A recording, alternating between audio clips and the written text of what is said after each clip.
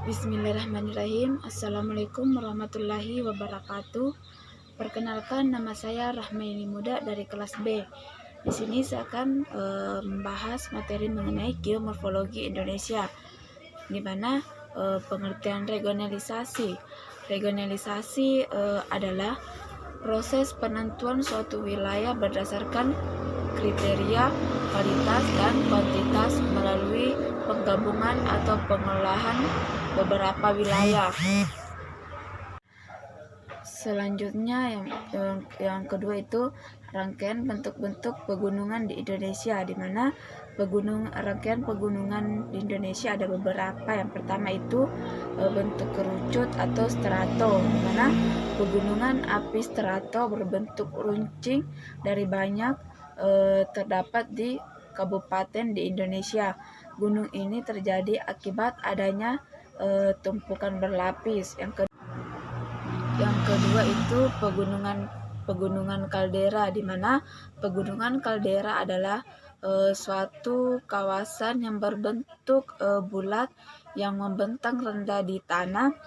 Kawasan ini terbentuk pada saat tanah amblas akibat lapisan eksplosif. Yang ketiga itu pegunungan Mar, di mana pegunungan ini terbentuk dari adanya ledakan atau letusan yang bersifat eksplosif dan biasanya cenderung terjadi sekali dengan kekuatan yang cukup besar. Yang keempat itu pegunungan Kuba, di mana pegunungan ini terbentuk dari larva kental mengandung asam dan keluar saat terjadinya letusan. Yang kelima itu pegunungan Persia, di mana pegunungan tipe ini terbentuk dari adanya letusan melainkan lebih karena adanya aliran lava basah bersifat tipis dan basah. Selanjutnya itu daerah yang rawan akan gempa bumi di Indonesia ada 5. Yang pertama itu Aceh, Yogyakarta, Banten, Nusa Tenggara Barat, Sumatera Barat. Adapun pengertian dataran. Dataran adalah suatu wilayah yang relatif landai dan mendekati rata. Adapun jenis-jenis dataran, yang pertama itu dataran pantai, di mana dataran pantai merupakan dataran yang letaknya dekat dengan pantai. Yang kedua itu dataran rendah.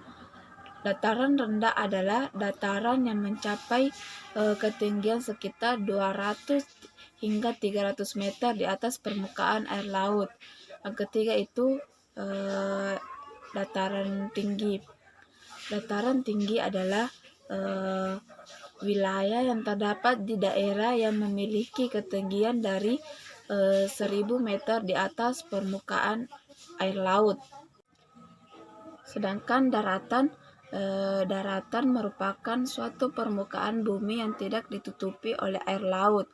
Adapun klasifikasi dan macam-macam daratan, yang pertama itu daratan tinggi, di mana jenis daratan ini di atas permukaan bumi memiliki ketinggian 500 meter di atas permukaan air laut.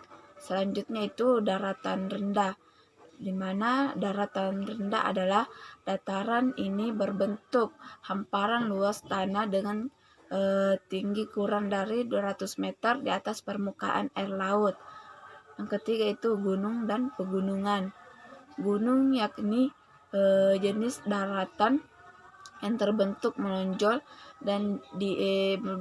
di atas wilayah sekitarnya disebut gunung jika ketinggiannya mencapai 610 meter di atas permukaan air laut.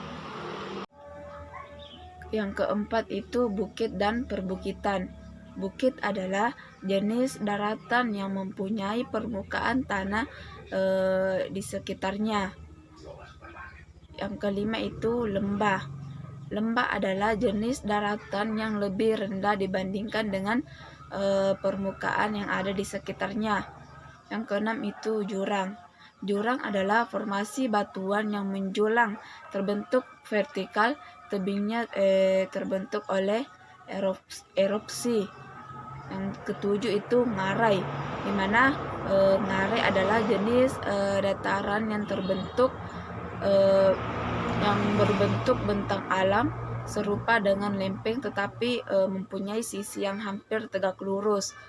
8 itu sungai, rawa, dan danau, di mana sungai, rawa, dan danau yaitu bagian dari daratan yang dapat ditutupi oleh air. Selanjutnya itu topografi dasar laut.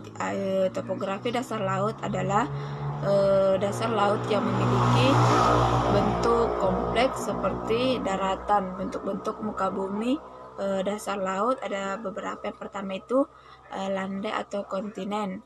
Landai atau kontinen adalah laut yang paling tepi yang mengalami penurunan landai dari pantai ke arah tengah lautan. Yang kedua itu lereng benua yang letaknya berbatasan dengan continental shelf ke arah laut. Lerengnya menjadi curam membentuk continental shelf. Itulah tadi materi yang bisa saya bawakan.